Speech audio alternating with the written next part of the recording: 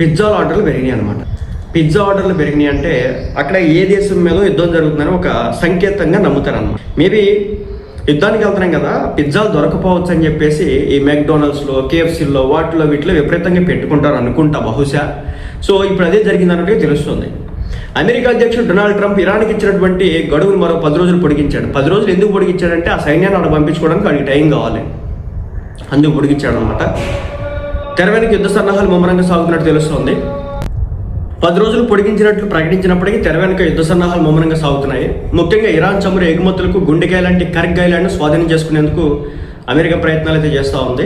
అయితే pizza matter విషయానికి వస్తే కనుక యుద్ధం ఎప్పుడు జరుగుతుందో తెలుసుకోవడానికి ఇదొక వింతైన కానీ చాలా సందర్భాల్లో నిజమైన అంచనా అనమాట. పెంటగన్ సమీపంలోని పిజ్జా సెంటర్లకు ఆర్డర్లు ఒక్కసారిగా 200% నుంచి 300% వరకు పెరిగాయి. దీనికి డౌకాన్ లెవెల్ 3గా పిలుస్తారు. డౌకాన్ లెవెల్